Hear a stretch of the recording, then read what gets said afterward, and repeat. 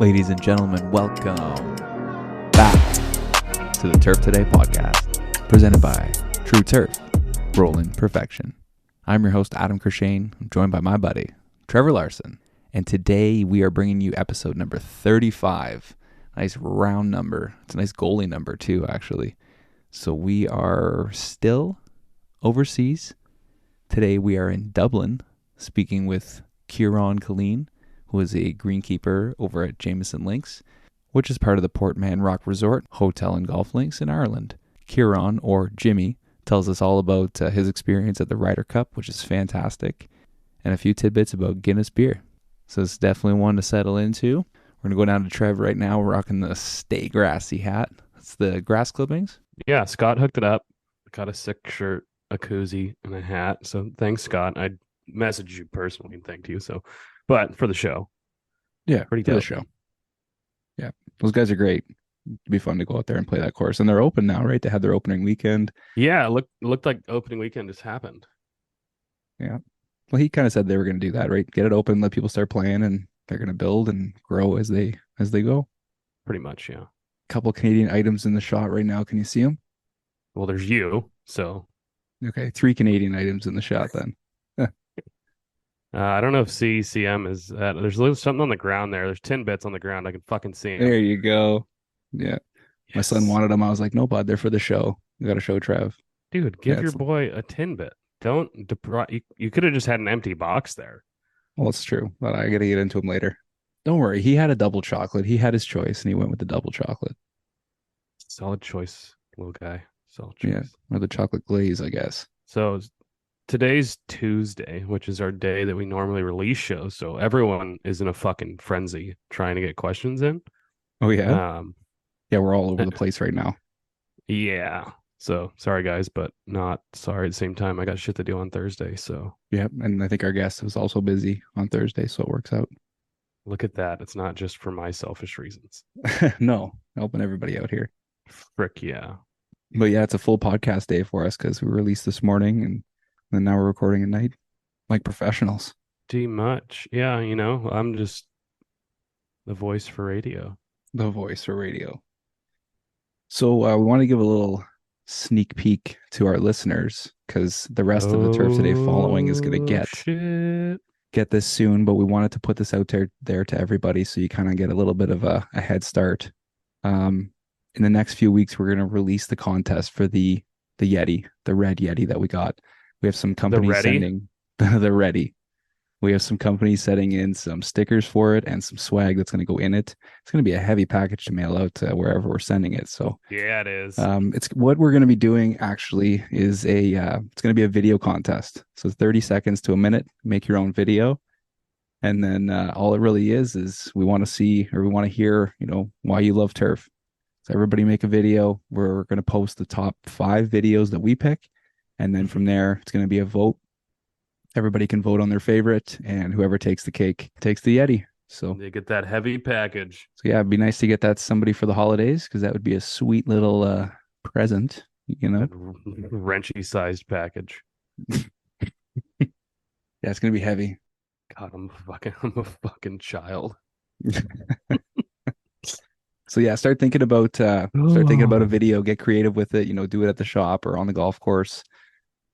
We got to have some kind of parameter of what the video entails. I was saying that whether it's a 30 seconds to a minute, why you love turf, because people can do whatever they want with it, right? You can be funny with it. It should be the jingle contest that no one fucking participated in. It's the holidays. Granted, to me, you shouldn't do anything Christmas related until after fucking Thanksgiving. But thank you very much. My wife was talking about putting the tree up the other day. She's like, why don't we just start putting it up? That's the only time I've wanted to say F you to your wife, which I would never actually say. But I was close. Well, the thing is, up here, we don't have a November holiday other than Remembrance Day on the 11th. But you guys actually have... I would forget that all the time. You guys have Thanksgiving, which is your kind of November holiday. So she just thinks, well, we can just set the tree up. So, I mean, for you guys, it's way more understandable, but in the US for sure, it's a fucking atrocity to me to put up your Christmas shit before you're not giving proper, I don't know, you're not doing Thanksgiving right. Thanksgiving's awesome. Yeah. So what's Thanksgiving? The 23rd of November? Fourth question mark? 24th? No, no, no. It's Okay. like the third. It's always a third. It's a different day. Like on. It's this. It's like the third Thursday of November every time. Okay. I think So something the like day that. So after it's is usually a different day. but then the day after would be like the legal day you could start decorating for I Christmas. mean, if you have dinner and everyone's there and you want to start throwing up shit as a family after the dinner, okay, Oh, it's not a okay, bad play. Yeah, everyone's yeah. over. Yeah, give mom a hand. She's had too much to drink. It's not a bad Mhm. idea. Do we dig into the post from earlier this Oh week my goodness. with all of the I comments? Oh, side note, just to start the show, because now it'll come out next one after the week. We talked about this game in the last one. Suck shit, Orty. Yeah, Ordy, Cowboys are trash. feel it. That was a very fucking good game, though. I'm not gonna lie. I was sweating and It shitting was my tight. pants in that Yeah. last drive, fucking blowing those goddamn penalties. Those stupid. But fuck you. We won. Dak can eat shit, even though he played pretty good. But it's a game of inches, boys, and y'all are too short. Mm, so feel it, Ordy. I love the shit talk. It's Did you even so hear fucking from him fun. this week? I didn't. Orty, no. Orty's never really talked shit. I did get a message from Jordan. We talked about some sports. Jordan can't say his fucking last name. Jordan K, like Coach Jordan K. Calusi. I'm just Caleb gonna call him Scout? JK, JK. There you go. which is actually a dope nickname. Perfect. Calus. He texted me during the game, which you don't fucking do. Adam knows this Well, I learned it because I the said, hard "Why way. the fuck are you texting me during a game, especially about the game?" But it's also my fault for just looking at my phone. But I do that during the commercials because I'm fucking anxious and care way too much about shit I can't control. Anyways, yeah, he goes, "You getting nervous about your birds going to lose to America's team?" This is when the Cowboys were winning. America's team. He puts in parentheses. He goes, "I'm a Bears fan, so I have nothing to live for before you roast me." So I go, "Game's a game. We shall see. It's never I never fully expect to beat our division opponents, but it'll hurt more losing to them." Side note, y'all's quarterback should go back to shotgunning Natty Ice and watching his dad flirt with men while he arm wrestles them. He's trash. Oh my God. I love when people are so specific and direct with their chirps like that. That's excellent. I go, "I don't mind the Bears. Wish they were better." And he goes, "That was the most politically correct answer and was not expecting that from you." Yeah. Why did Trevor just lay down? Yeah, I goes, "A little disappointed. I did shotgun a PBR. I live in Wisconsin, so you don't expect much more out of me." I was like, "Bro, love PBR." It's like, yeah, I don't, and just told him, was like, "I don't really like to talk too much shit about like before games. Like, I understand sports. I'm not going to be the one who's going to be like, yeah, fuck you, you're going to kick the shit out of you," and then we lose and be like, well, be it, No, every team's going to get their respect. Do I still fucking hate them? Yeah, but they're still a solid football team. I'll talk shit after we win because we fucking proved it, you know? Yep. But hey, yeah. But then he says, I said, "I'm not a big airheaded fan who doesn't understand the game." He goes, "I know you know your sports, other than your devil take on the NHL." People don't like you being a Devils fan. No, it's fantastic. It gets better because he's a Blackhawks fan, and they were playing the Blackhawks that night, Right. That and was the a good Devils one. beat them. They So did. Yeah. I was watching that one. we talked about that a little bit. He's like, "Oh, like have a good night. Like, sorry for bothering you." I was like, "Dude, you're not bothering me at all. Like, I fucking love the sports talk shit. Like, if you guys message me about sports, I'm about it. If I don't respond, I'm either too busy or I don't want to." And he messaged my personal page, which is totally cool. I don't mind at all. But that was just fun as fuck. And then I sent him the meme that the Devils page posted about, it was something in Chicago with the L. It was fucking hilarious, and he didn't respond, and I don't blame him. He just left it. Yeah, he just left it. Okay. Comments. Anyways, that was Trevor's Sports Corner for the week. It was fun. He's like an ESPN Yeah, please noise. don't get super encouraged to everybody send me messages about sports because I can't respond to all that shit. But it is fun from time to time. So we made the post on Instagram and on Twitter too. It actually got pretty popular on Twitter. Twitter, it's not even called Twitter, right? X? The fuck am I talking about? What is something most golfers wouldn't know about the golf course? And we wanted to hear from, the greenkeeping community. I'm sure a lot of golfers got a lot out of this, but there was a fucking lot of answers. 160 comments. Damn. Did you pick your five? Because you asked me to pick five, and to be honest with you, I didn't. I didn't pick five. I just grabbed two and wrote them down because they were very popular. There was a lot of likes on them. Yep. Um, Yep. Yeah, you got like 158, 182. well, What's yes. Well, great is there's a mix of sarcastic dickhead comments, which are my favorite. And then there's like serious shit. Like this one, WGC Greens. We hate ball washers. Yeah. It's true, Same. but also funny. I fucking hate ball washers. Get Oh off the yeah. goddamn course. Use your fucking towel, you cheap bitch. Like, Yeah. I wrote down the one from Sloaney. Ball marks don't fix themselves. It's just yeah, straight up. that was a top liked comment one, and I fully agree, fully back. Amen, brother. Hmm. Fix your ball marks. That goes back to just taking pride in your game and taking pride in the course. We were talking about that last week. Oh, I found my favorite. Is it Noah Islander? No, but I'm sure that one's good. This is from. It's supposed to be Hunter, but someone probably took it. But it's Hunter with a V, 819. He goes, playing with 6 different balls doesn't mean I'm waiting for you. Fuck yeah, dude. When Huh. someone's out there in the early morning and they're playing multiple golf balls and you're out trying to mow, I'm not fucking waiting for you either. I'll give him two. I'll give Two you two shots, yeah. shots. And after your second shot, I'm fucking going. You're not going on tour, bro. Get the fuck out of here. Yeah, Like, have six your fun, but shots. I'm trying to get my fucking job done. It sounds like a lot. Yeah. And then someone, Jim in Jersey, wrote on there. He said, ugh, I freaking hate that. Sitting there patiently, rough mower idling. Bless the guys that see me mowing and kindly skip that. Hell yeah. Hell yeah. I think one of my favorites is Ajax Art Collector. Starting on the back nine or teeing off early can ruin our whole day. That's so true. If we don't know about it, that's when it comes to your pro communicating with your super. You get the message in the morning, hey, we're going off the back nine today. And I mean 5 a.m. morning start time. Yeah, And then you ahead can of just flip everybody. the script. Yeah. But if you get it at 5:30 when you've already started on one, fuck you, dude. No, have some Yeah, that respect. shit. I mean, it might not come down to respect, it might come down to just boneheadery. Yeah, or they made promises and they're trying to fulfill everything. It's hard. It's a Yeah. bit of a game back and forth with the clubhouse and the members sometimes at some of those clubs, trying to make everybody happy. Never the member's fault for going off the back when someone in the pro shop tells them. It's always the pro's fault. They'll stay inside and sip coffee. They don't care. H Shaw 53, how I smoke a bowl out by the dump every 5 minutes.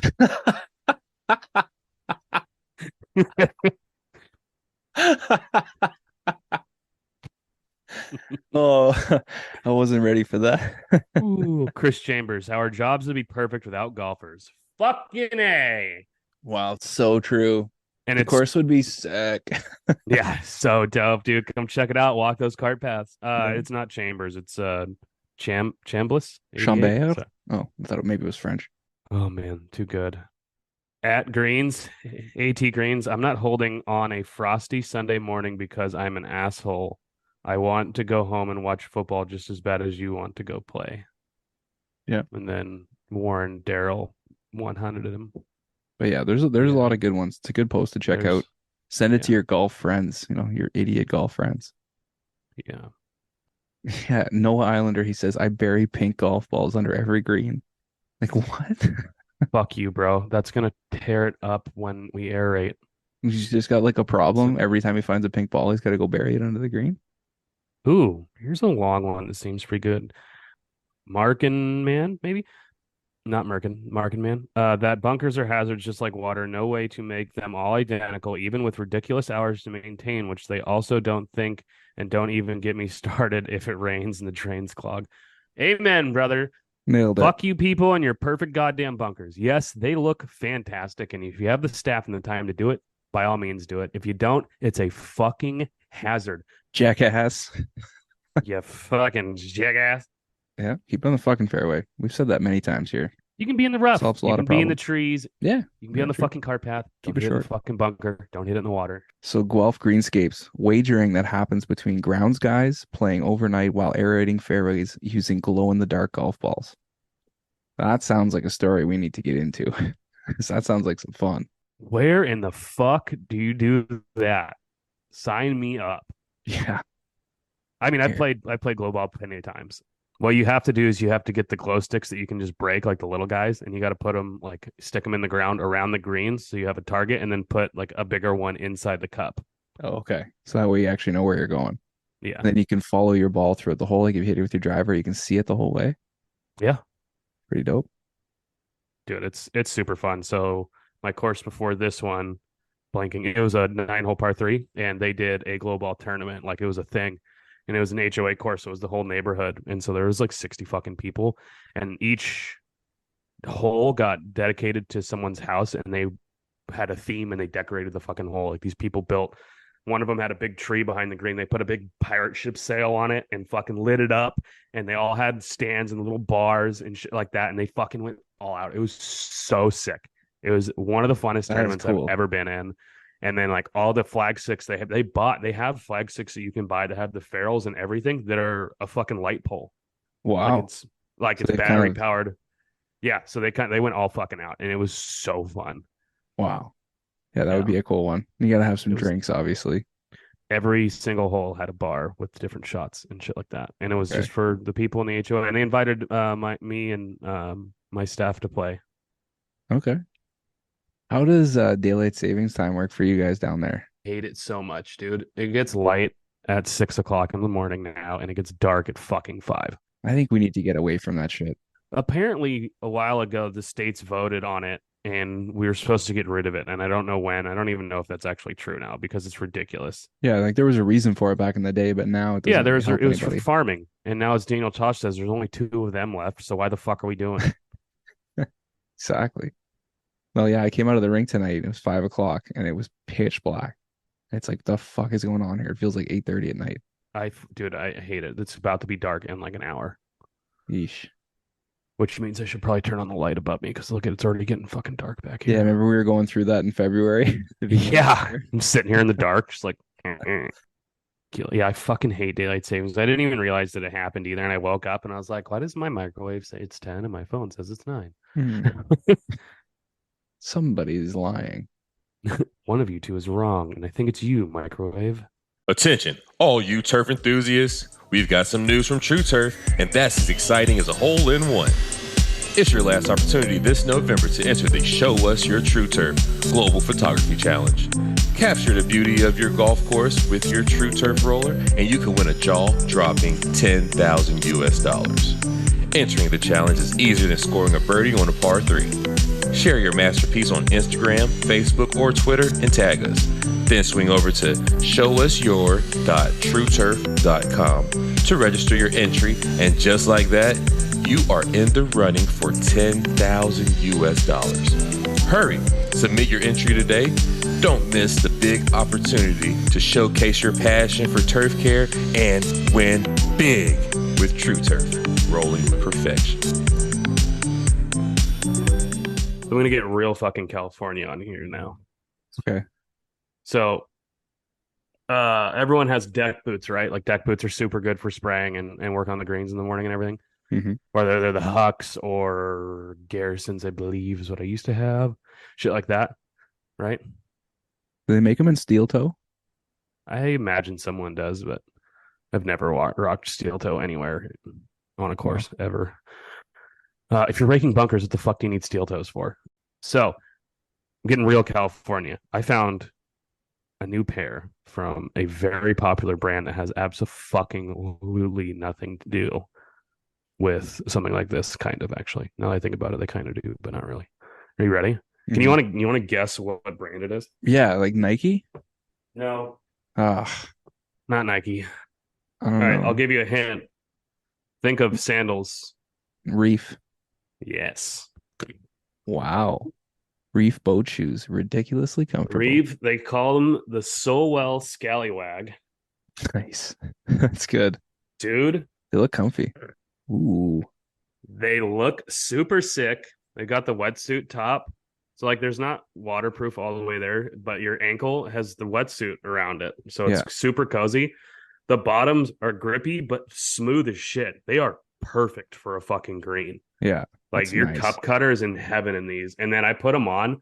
The arch support is insane. Ooh, which is hard to find in a boot. So light and so comfortable, dude. So I haven't used them yet. When this episode drops, I have not used them yet. I just got them in the mail and I rocked them around the house. They're unbelievably comfortable.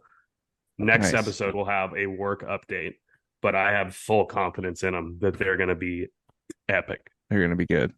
$100 too. Nice. The waterproof shoe game has been coming a long way. It just makes your feet sweaty. That's the only thing. That's the one thing I like about the water or the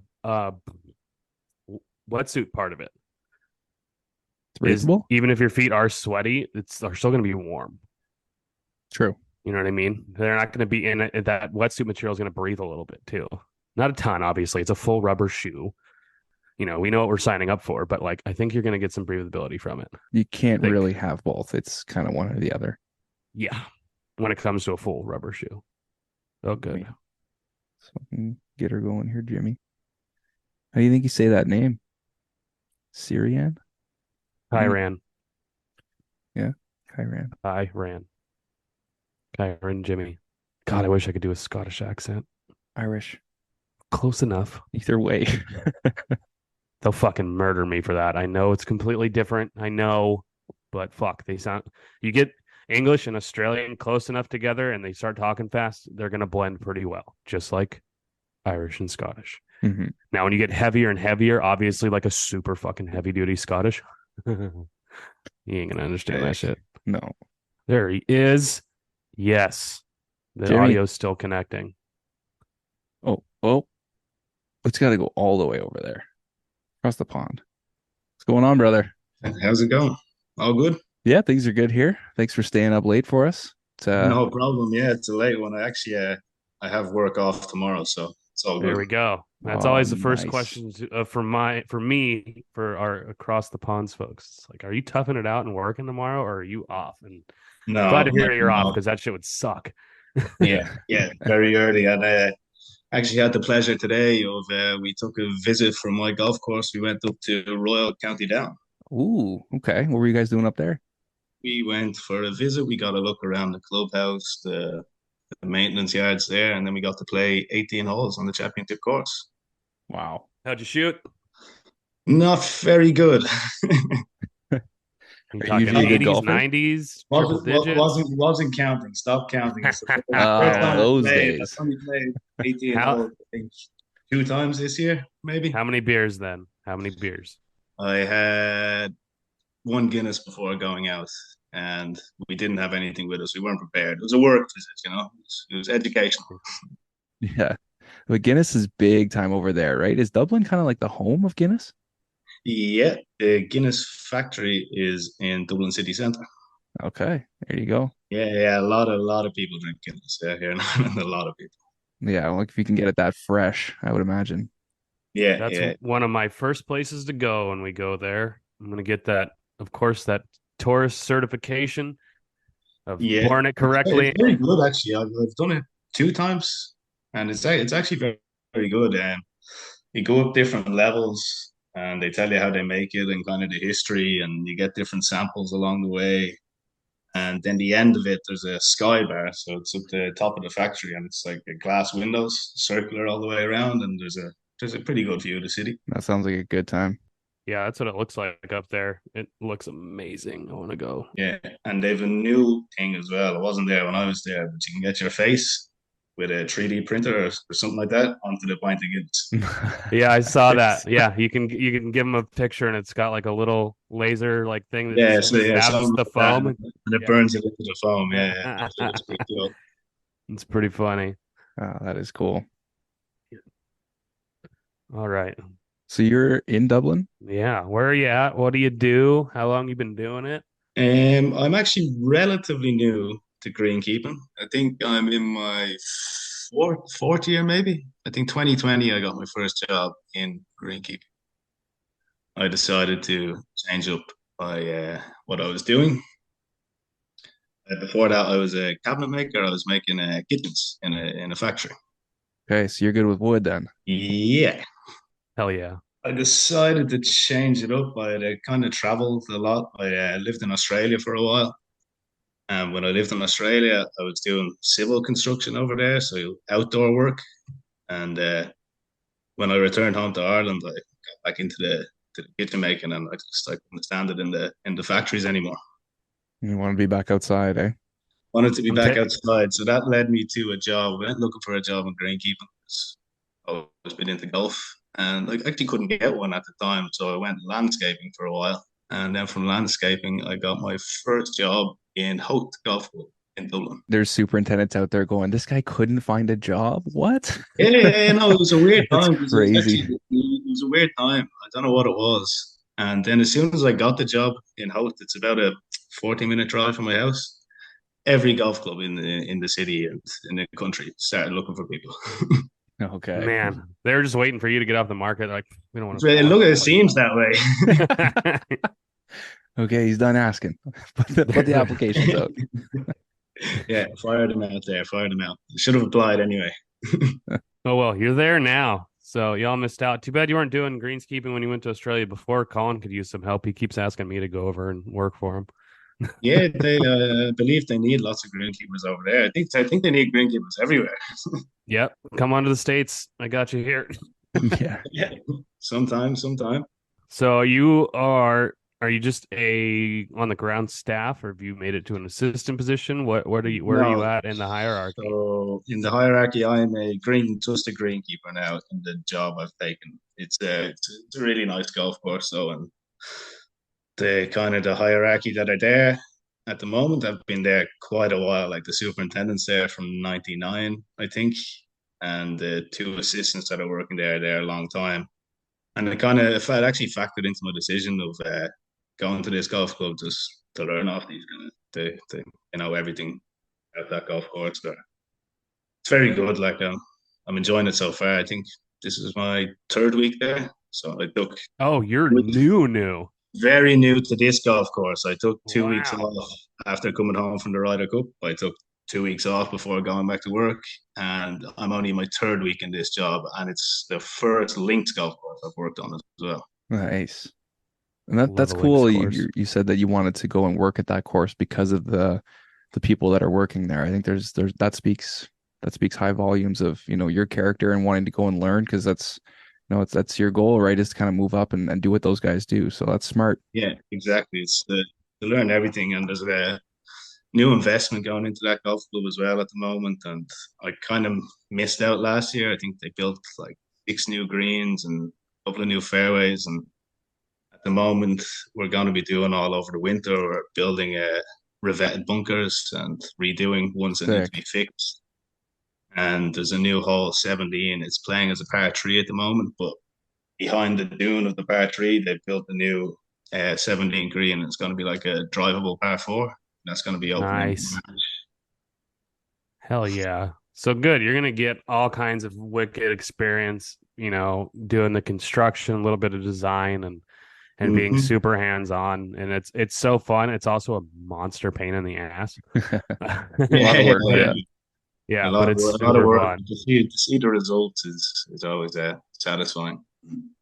Yeah, when it's about the third month or so that you've been digging trenches for irrigation and everything, you're kind of like, oh fuck, I don't even want to see this anymore. But then when you finally do get there, it's awesome because it's you built it.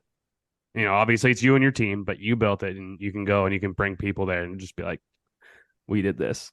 Yeah, before and after pictures, the whole thing. Yeah, it's good. So talk to us about school. Did you take any greenkeeping programs or anything like that? Yeah, last year I done it's in Ireland they do a component course. It's called, so it's like towards a horticulture degree. Say you need 120 credits for a horticulture degree, and the one I done was one part of it. So it was work based. So I was still working and then doing 2 days a week in college, and that gave me points towards a horticulture degree. But it also gives you the certificate in level 6 component course sports turf maintenance. So it's a good qualification. Damn, you guys have so many levels. It's awesome. I can't think of any program that I know of that's like that. It's just there isn't that many categories in the States. Yeah, Yeah. no, it's pretty well set up. And then from there, so I've done that last year. I've now gone on to do a higher national certificate out of Elmwood College in Scotland. It's actually near St Andrews there, and that's a 2 year again distance learning this time though, so I won't be physically in college, but 2 years, and it's a higher national certificate. I think it's the second highest qualification you can get as a green. Okay. So you could become a course manager after doing that. Yeah. It's a golf. The actual title of the course, there's that many courses. I think it's golf course management, to be honest. I think it's the title of that course. So a higher national certificate in golf. Hell yeah. And after that, so you can do the 2 years there, and then you can go do a higher national degree. So it's another 2 years added on. Yeah, there is a lot of educational opportunities over there. It is really good. Yeah, no, Yeah. it's good ones. Like if you want to find them, you can do them. So it's kind of interesting. You and I were talking a lot during and around the Ryder Cup. You were sending us some stuff that we posted, and that's kind of when you agreed to come on. So it's funny that you've in that time, kind of jumped into this new challenge and taking on something new. So that's interesting.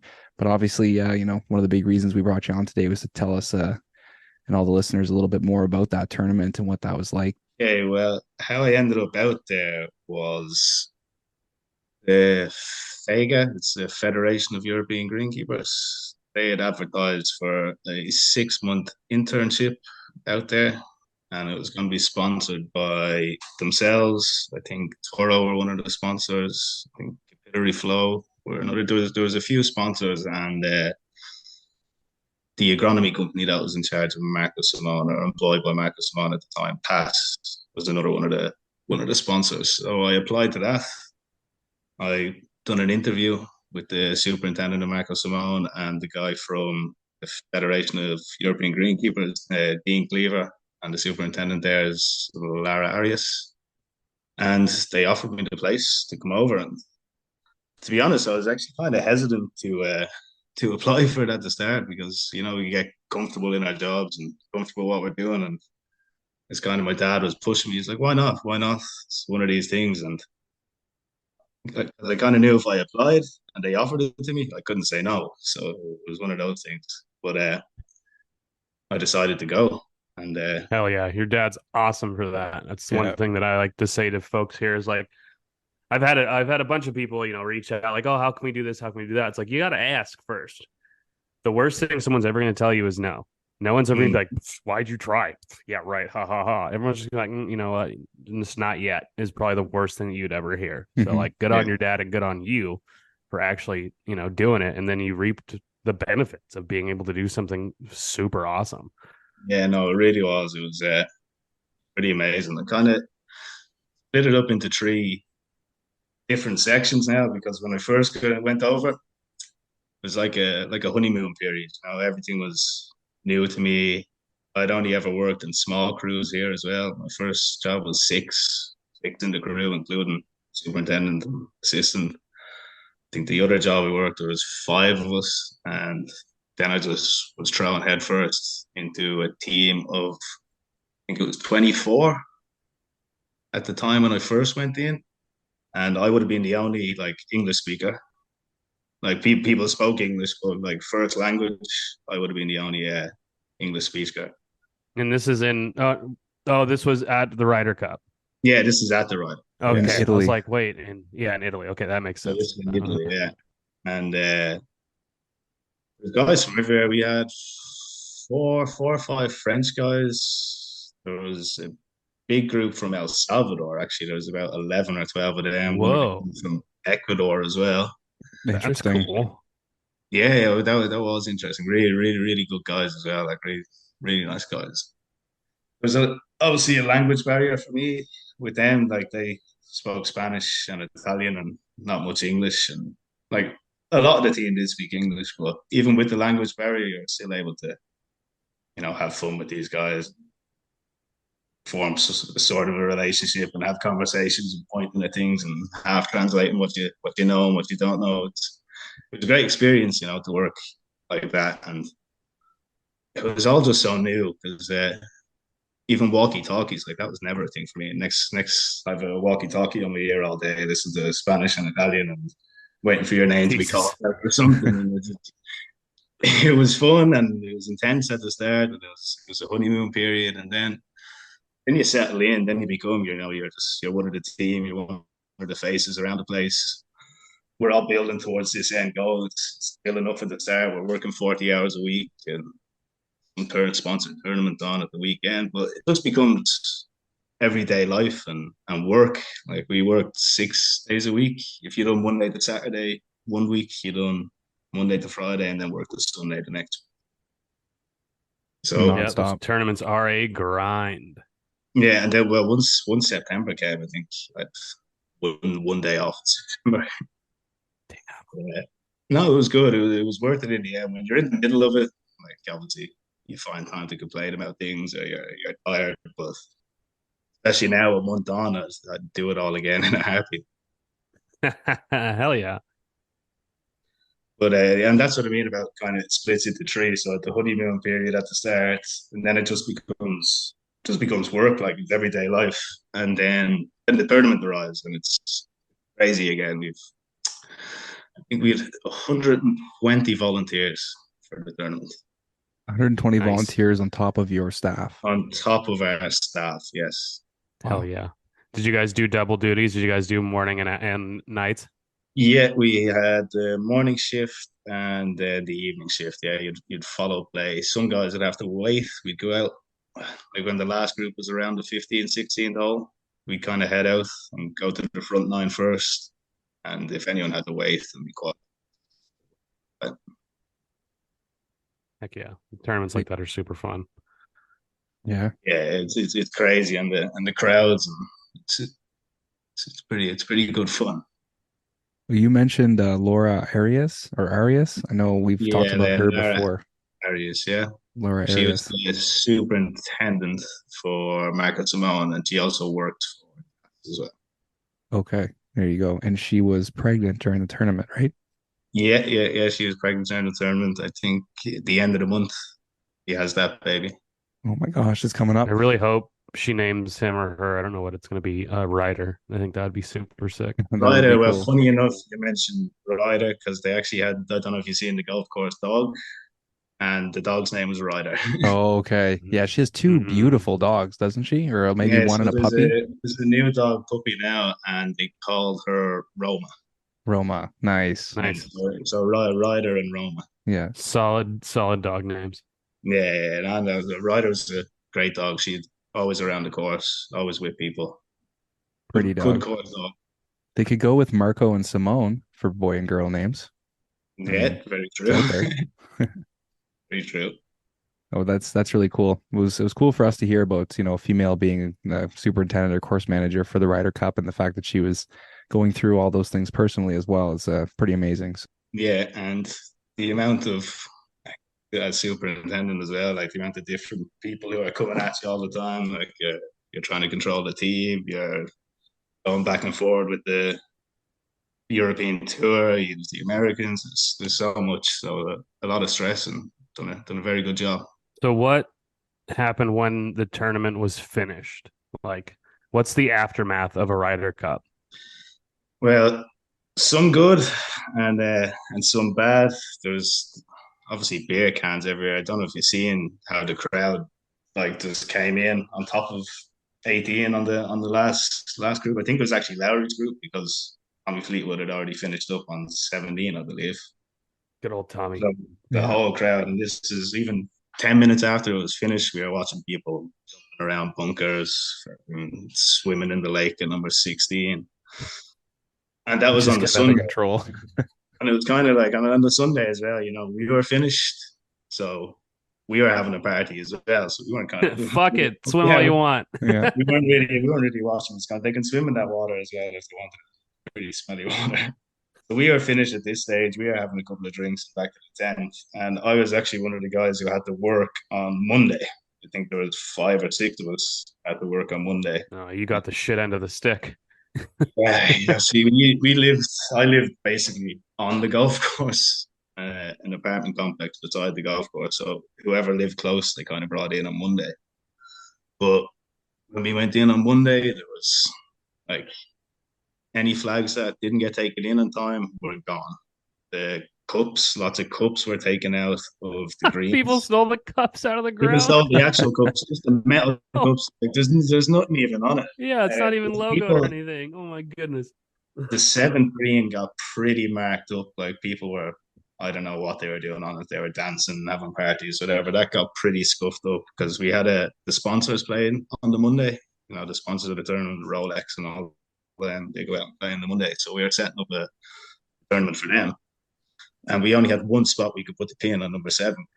It wasn't badly damaged, but like it would have recovered in the next few days. But there's just lots of scuff marks from feet.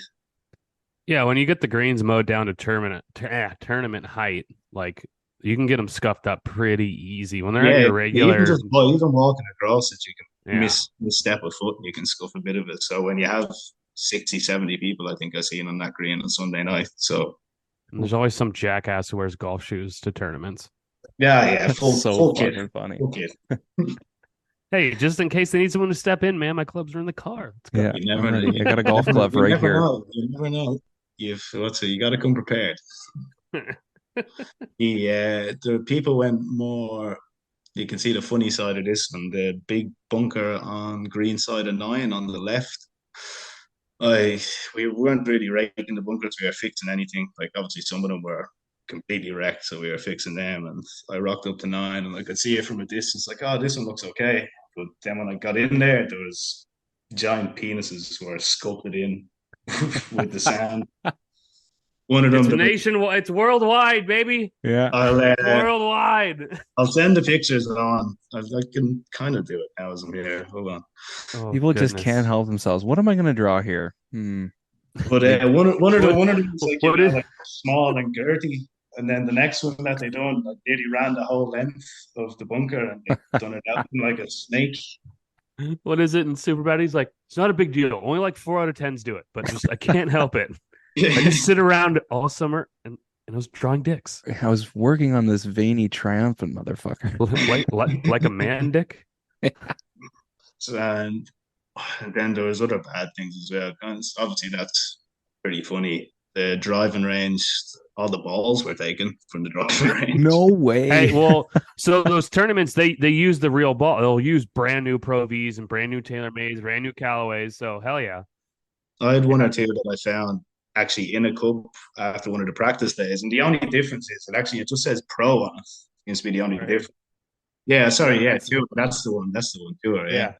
So a load of them had gone missing, but then the normal range balls went missing as well. So someone got into they went into the machine. They got into the back of the machine. They were gone. We had lots animals. Absolutely.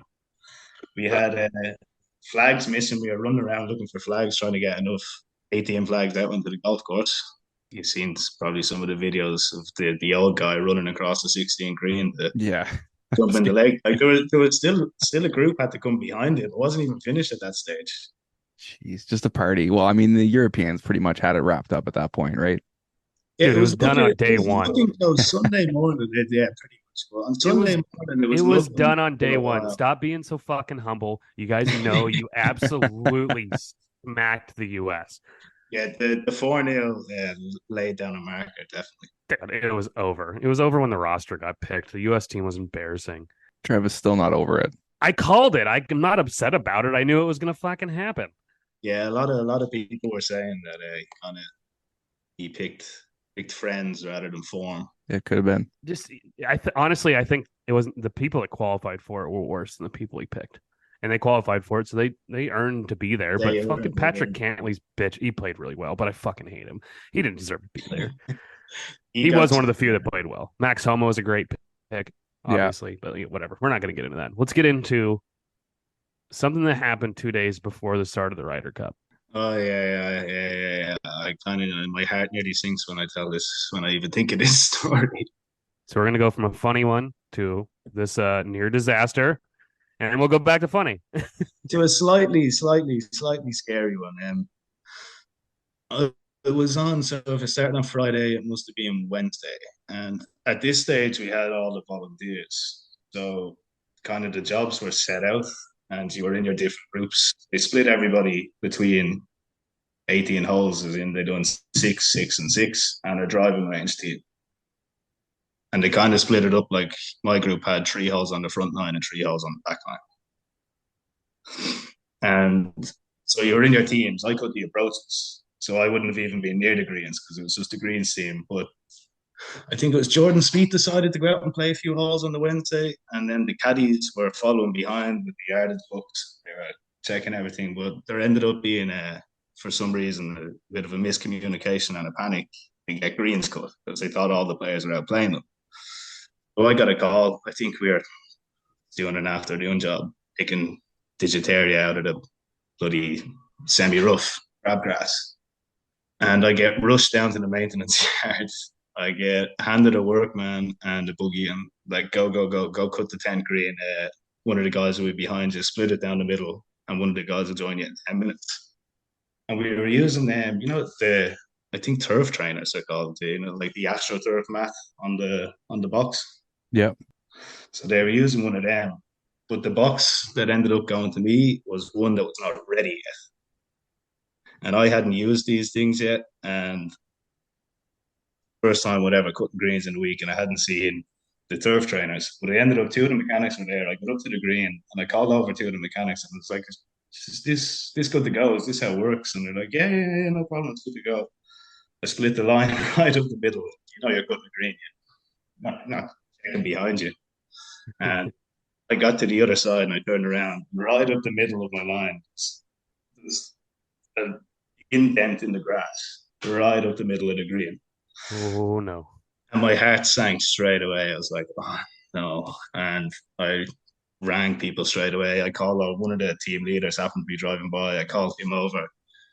I rang our assistant, Victor, at the time, and he came up. Now, I thought it was worse than it actually turned out to be. So my heart's sinking here at the time. And whatever, they're taking videos and they're sending it on. The lucky part, it didn't rip up any turf. There was no turf ripped up whatsoever. So it was just a bent grass. So it's going to lie down. But it was just a scary thing for me. So I'm standing there at the side of the green. They're ringing people and ringing people. 5 minutes later, there's 12 mechanics and like 4 team leaders standing on this green, and they're all speaking back and forth to each other in Spanish. And I'm just standing here like this head pounding. I'm like, oh my God, I don't know what's going on here. And whatever. They finished talking and just told me to cut the green. And my friend actually came along to help. He was the second guy. He actually ended up being one of my friends. He said he seen my face white. But like I said, at the time, I thought it was a lot worse than it turned out to be. The greens got rolled afterwards. Could still see it a little bit. But after the morning cut the next day, it's gone. Nice. But it was just one of those. It was at the time, I turned around just to see how straight the line was. Turned around, and next minute I just see this, and it just 2 days before the Ryder Cup, I was like, I nearly considered just dropping everything. I'm straight to the airport. Just doing the Forrest Gump sprint. Yeah, just gone, just straight out the main gate, straight to the airport. I was like, oh no! I was like, I hadn't done anything. I hadn't put a foot wrong all summer. Now I'm like 2 days before the Ryder Cup, I fucked it. Yeah, you didn't want to be that guy. You had been posted on Turf today, and everyone would have talked shit in the comments.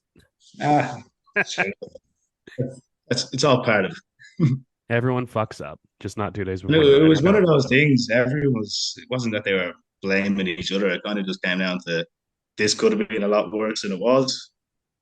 Slight miscommunication, and whatever I was told it wasn't my fault about 10 times. That didn't make me feel any better. But it just came down to miscommunication. Could have been a lot worse than it is. Nothing happened. Let's move on. I mean, every time I watch the Ryder Cup, anytime I saw number 10, I'm like, what the fuck is that down the middle? Yeah. Yeah, well, there you go. Now you know. Now you know. That's why America lost. Yeah. Oh, fuck you. Well done. Those lines, eh? Son of a bitch. All those bumpy putts on number 10. Yeah. The Turf Today podcast is also brought to you by AquaTrolls. And now more than ever, making the best use of water and other resources is essential, and AquaTrolls is leading the way. Their team of scientists and technical professionals are continually seeking effective solutions to address the unique challenges facing the turf industry and individual turf managers. They offer a complete product line to fit every need and budget. And don't forget, sign up for AquaTrolls Approach and earn points on your purchases all year long. All purchases before April 30th earn double points. Check this all out today at aquatrolls.com. Quickly, I did want to talk about the fire. Did you guys hear anything about that, or were you guys around for that happening? Because that was pretty crazy. I was actually home one day. I left the place on Wednesday. I think Wednesday, the 4th of October, and Then the next day, the fire broke out. Crazy. The next day, huh? Mm-hmm. The very next day, that's what one of my friends says to me. Oh, very convenient. Very Yeah. convenient. It's like the perfect crime. It was a pretty crazy fire though. Like I said, I used to live beside the golf course on the right hand side of the 10th fairway. We actually had an access gate from our apartments out onto the golf course. So it was pretty good. But they were sending videos and it was crazy. It was all, I think the first one went up and within 10 minutes it spread all the way down and onto the next one. So it actually burned down two big hospitalities. Wow, Jesus. And I was trying to find out what happened, and it was only really rumors. There's nothing confirmed, but the rumors I heard was something electric. Yeah, and that seems to make sense with like all that shit going on. They have so much power being ran all over the place for cameras and food vendors and all that kind of shit. Yeah, and those tents just light up pretty quick too. Yeah. Mm-hmm. With everything in them, even like all the false carpets and the just poof. Oh, yeah, pretty dangerous. You had to appreciate the guys in one of the video though, just the blasting inferno behind them. He's just taking his tee shot off the 18. Yeah. I paid for this like round. I paid for my round. I'm gonna enjoy it. Fuck yeah, dude. That'd be me. Yeah. 100%. I hate paying for golf, man. If there's anything going on, I'm fucking playing. Yep. Money's worth. It was far enough away. It was far enough away. Yeah, it was. Exactly. He got to take off his jacket for a couple of holes and just keep playing. Yeah, I'm not going to play 17 holes and not play the 18 because there's a raging inferno 30 feet from me. Is the green on fire? No, then we're good. Exactly. It'll be on fire in a minute when I'm putting on it. Talk about a pressure putt. Yeah. Can you imagine there's fire creeping up and you three putt and it just keeps getting closer and closer and closer? Get off the goddamn green. I need to make this bogey, Terrence. Gah. Terrence seemed like a Roman name. But yeah, pretty dangerous. Really fire as well. Yeah. Yeah, it seems like it was a pretty wild tournament. You were telling us people were jumping on the back of the buggies too? And this didn't happen to me. This happened to one of the English guys. So because we were doing the evening shifts, we were going out as the golf was finishing. How many we had? This guy cut the approaches as well, and we had per team there was 3 people on the approach. So you only cut 2 holes. You only be out there for an hour and a half, 2 hours, whatever.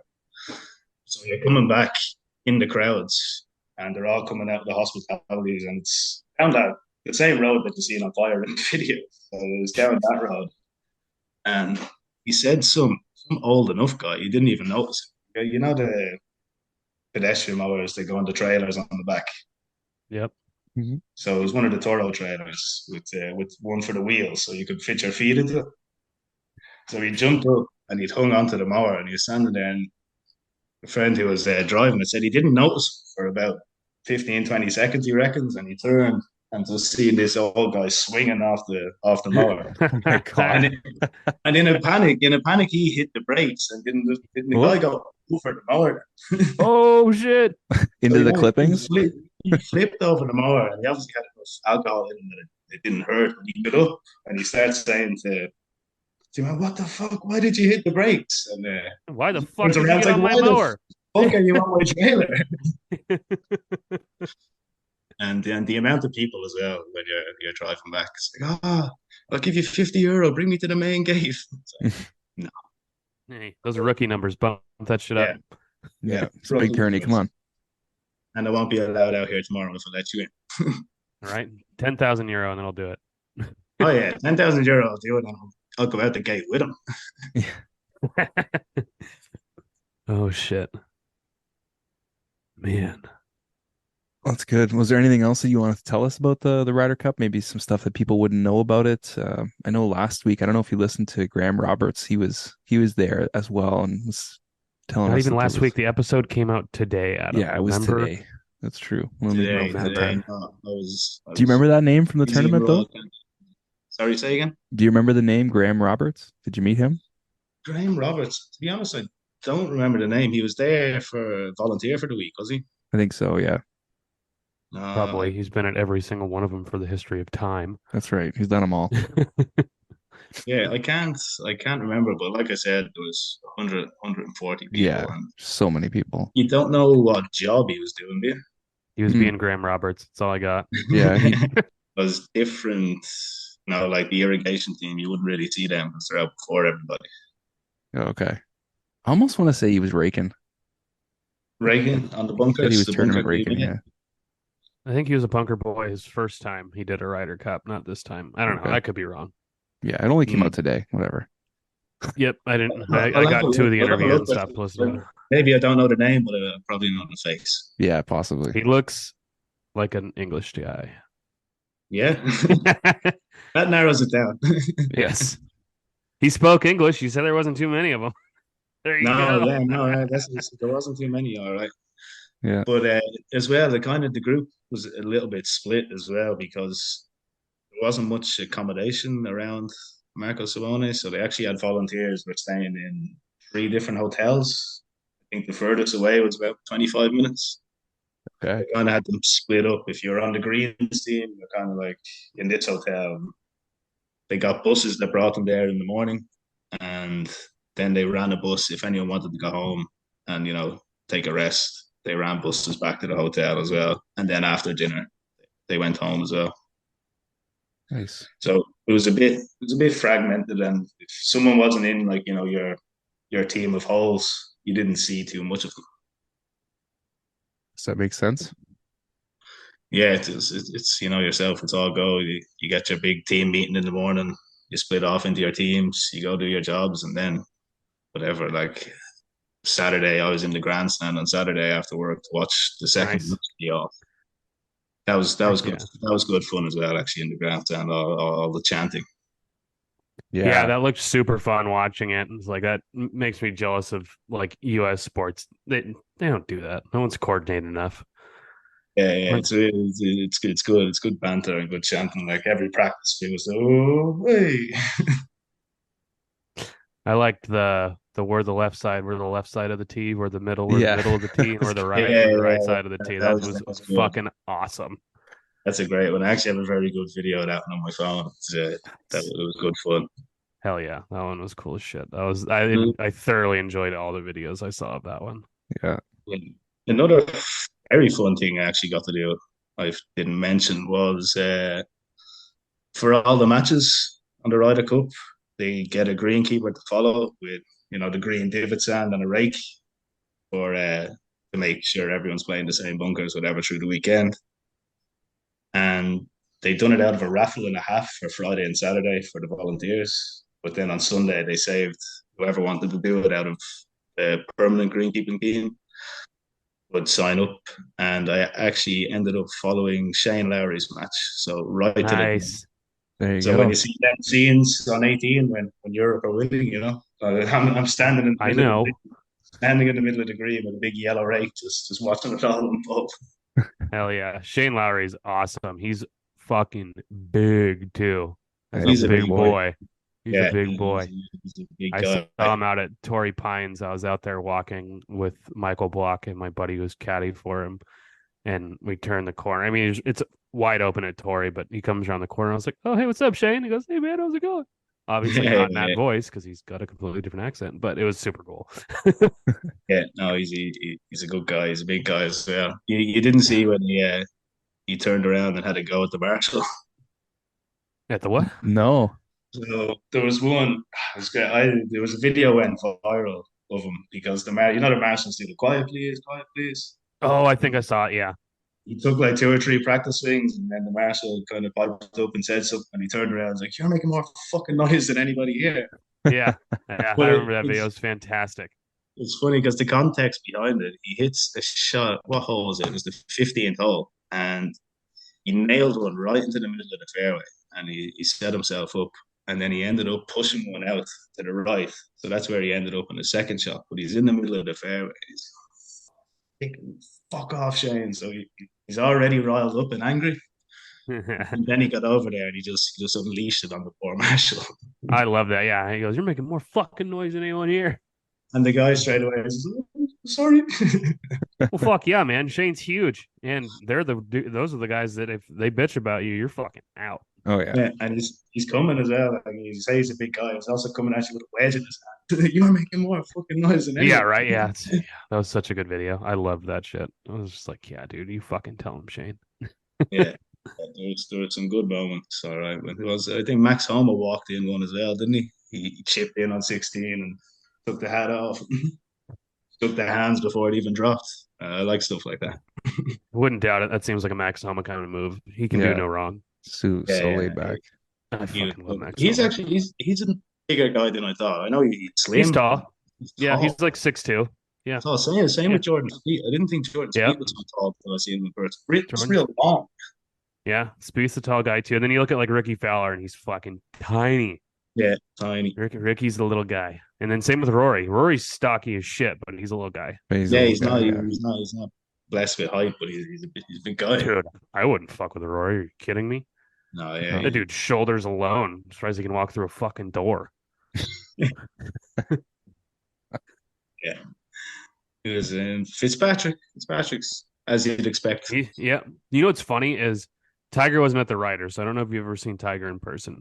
But No. growing up watching Tiger, you see Tiger over and over and over and over again. I've got to see him live a couple of times. He is the exact fucking same size he looks on the television. Yeah. He's tired. It's ridiculous. No, but like it's the same thing. You're like, oh, you I didn't see what realize you that mean, Max though. Homa's Yeah. pretty tall. You don't realize that Ricky Fowler's really short. Tiger is exactly how he looks on the television. It's Yeah. nuts. It's almost weird seeing him in person. You're just like, what? It's a fucking walking Yeah. god. Are you kidding me? Yeah. Imagine Yeah. being Yeah. back in the day and seeing Babe Ruth. It's the same shit. He's the greatest fucking player of all time. Yeah, he's just. I would love to see him. I actually didn't get the chance. He was at the Pro-Am in Adair Manor last year, was it? Or was it the year before? It was hard to get tickets for that. I was actually it was held at the same time as the Irish Open, so I actually went to that one instead. But it was very hard to get tickets because all the stars Tiger. were in Adair Manor that week. Yeah, they had everybody in town that week. They had all the celebrities in, and I suppose, like you said, Tiger Woods arrived in a helicopter. That's all they needed. Oh, yeah, that'll do Yeah. it. That'll get people Sure, excited. we'll do it. What do you think, Trev? You want to rattle off a couple questions here from the audience, and then we can well, we should ask you first. We can leave this off the podcast. We were talking about it before. Online, you go by Ciaran Killeen, but how do you say your first name? It's Wait, okay. hold on. You want to take a What crack at it, I Trev? want to remember what I got. I already guessed, and I forgot what it was. I said Syrian. I said Kyran. Kyran is closer. It's Kieran.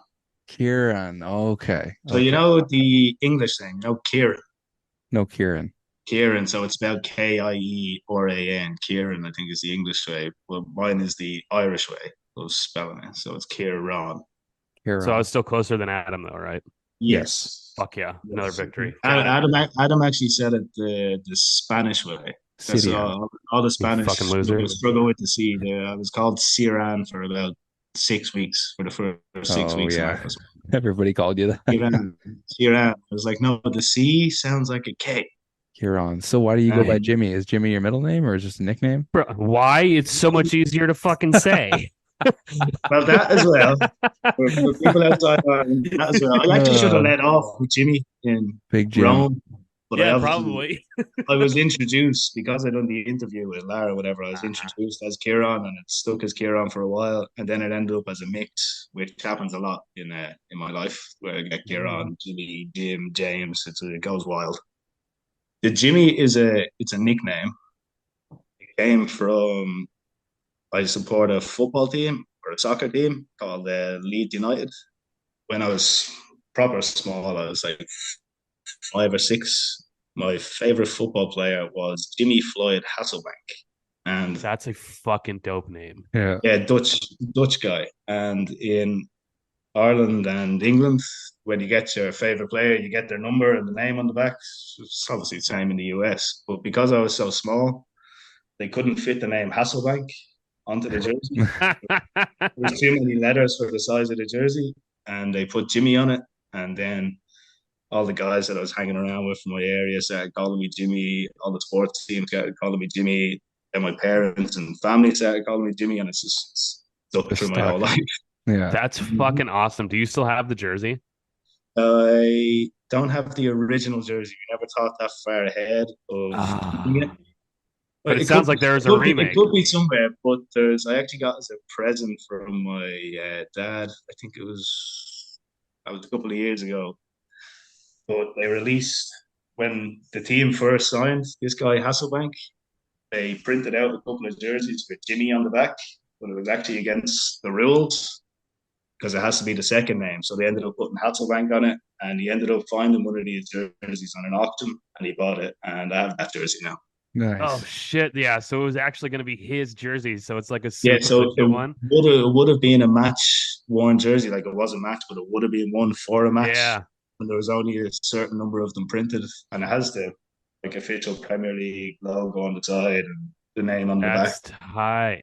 That's So I good. have that one. The original one could be around somewhere, but it hasn't been found to date. That's awesome. What a killer way to get a nickname. Yeah, it's one of those things. It just stuck. I know here in Ireland, though, everybody has some sort of nickname. Now, don't get me wrong, it usually relates to their name because when I tell people, like, most people know me as Jimmy first, and then they'll find out my name is Ciaran, and since same reaction as you guys are like, The how does fuck? how does that work? I just And then, really like Jimmy. All then it right. moves on. Like my new job now, I came in as Jimmy first, and one of my friends works there as well, so he would have been talking about me as Jimmy. And now it's moved on to some of them are calling me Jimmy, some of them are calling me James, some of them are calling me Jim. There's already two Jameses on the team as well. So you have James, Jimmy, and then I'm getting called a couple of different names. But it's never bothered me. They all work for me. Kieran, Jim, Jimmy. It's all good. Yeah. Hey, What you. about Jimothy? Jimmy T, it's not the first time it's been said. Oh, that's good. Jimmy and Timothy. Oh, Lil Kirchy. This guy. Have you guys ever used a Toro Hydrojet or know why they were discontinued? Didn't know why they were discontinued. We have Definitely have one. part of an answer, I think. Yeah. Okay. Yeah, we use one. It's great after like establishing new sod and stuff like that to really roll it out.